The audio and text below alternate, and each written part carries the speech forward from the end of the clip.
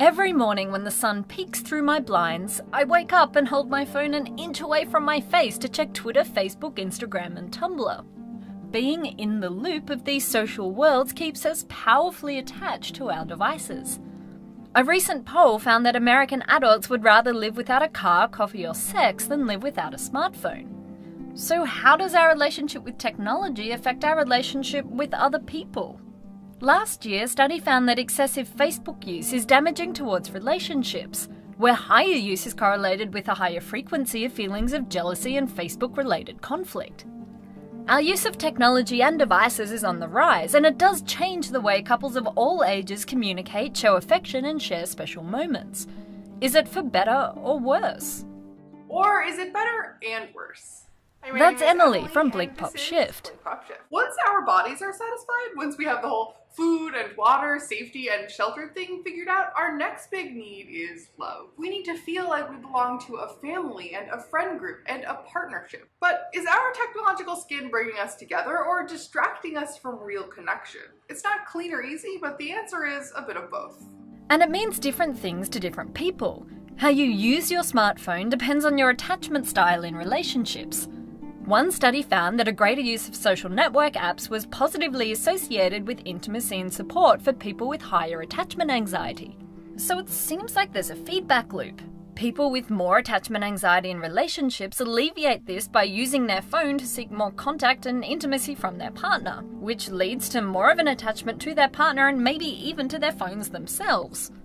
But personalization also contributes to our attachment.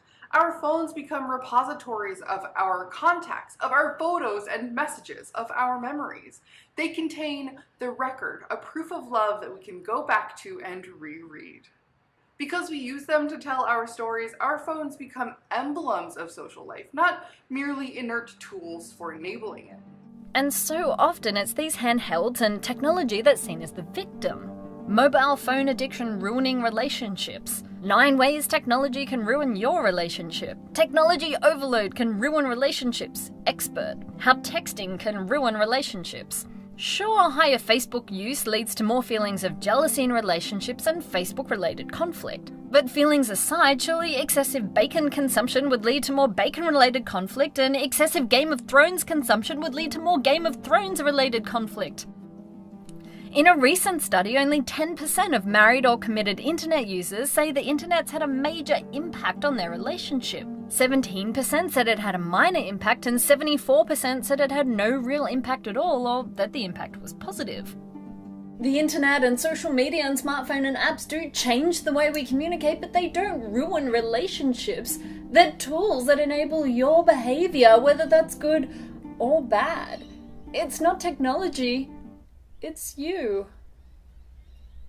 We're not so much addicted to our devices as we are to each other and the quantization of those interactions. And we've invented ways around the previous boundaries to social interaction, geography and time.